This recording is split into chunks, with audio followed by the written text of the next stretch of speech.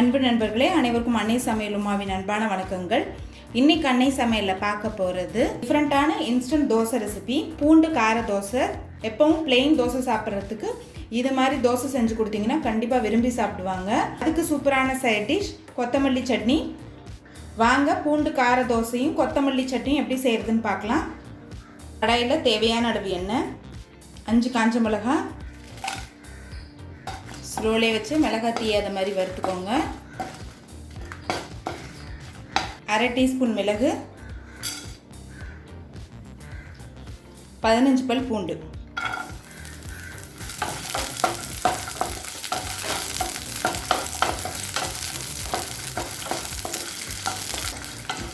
பூண்டு நல்லா கலர் மாறுற வரைக்கும் நல்லா வதக்கிக்கலாங்க.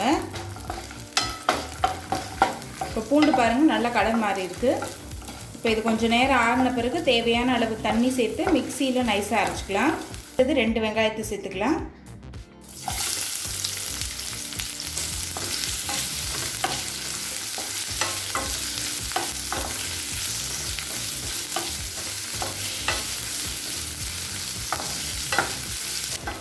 இப்போ வெங்காயம் நல்லா வதங்கிடுச்சுங்க.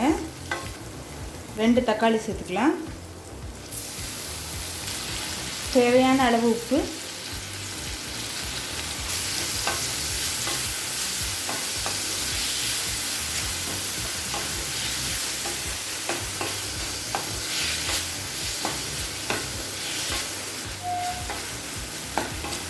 தக்காளி நல்லா வதங்கிடுச்சுங்க.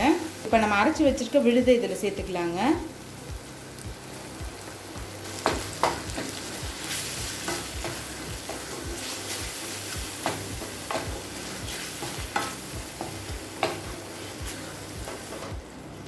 மிளகாய் பூண்டு எல்லாத்தையும் ஏற்கனவே வதக்கியாச்சு, அதனால் லேசாக வதக்கினா போதுங்க. ஒரு 5 நிமிஷம் ஸ்லோலே வச்சுருங்க. இந்த பச்சை வாசனை போக நல்லா வதக்கியாச்சுங்க. இப்போ இதை எடுத்து தனியாக வச்சிடலாம். இப்போ தோசைகள் சூடாகிடுச்சு, நம்ம தோசை ஊற்றிடலாம்.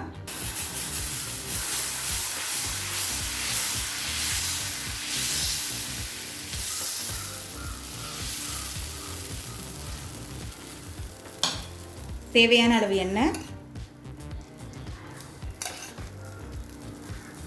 மேலே நல்லா வெந்துட்ட பிறகு தான் நம்ம வதக்கின வெங்காயம் தக்காளியை சேர்க்கணும். இப்போ வதக்கி வச்சுருக்க வெங்காயம் தக்காளி அதில் சேர்த்துக்கலாங்க. ஸ்டவ்வை ஸ்லோலே வச்சுருங்க.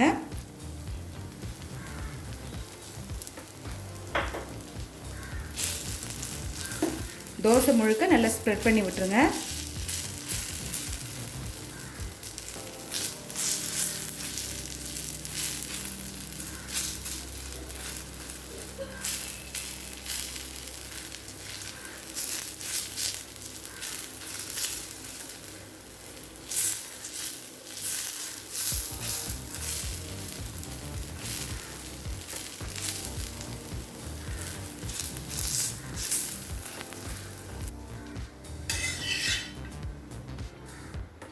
இப்போ பூண்டு கார தோசை ரெடி ஆகிடுச்சுங்க. சர்வ் பண்ணிடலாம்.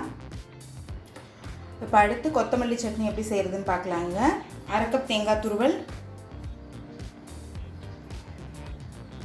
கொஞ்சம் கொத்தமல்லி,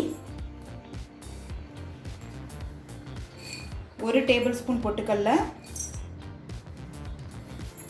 4 பச்சை மிளகாய்.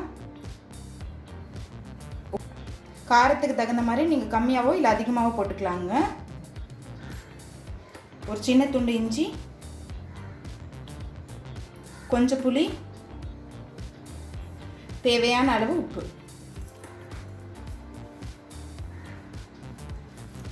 இப்போ இது எல்லாத்தையும் தேவையான அளவு தண்ணி சேர்த்து மிக்சியில் நைஸாக அரைச்சிக்கலாங்க. இப்போ மிக்சியில் எல்லாத்தையும் அரைச்சாச்சுங்க. இப்போ சுவையான பூண்டு கார தோசை ரெடி ஆகிடுச்சு. அதுக்கு சூப்பரான சைட் டிஷ் கொத்தமல்லி சட்னியும் ரெடி ஆகிடுச்சு. ரெசிபியை ட்ரை பண்ணி பாருங்கள், கண்டிப்பாக உங்களுக்கே பிடிக்கும். ரெசிபி பிடிச்சிருந்ததுன்னா வீடியோவை லைக் பண்ணுங்கள், கமெண்ட் பண்ணுங்கள், ஷேர் பண்ணுங்கள்.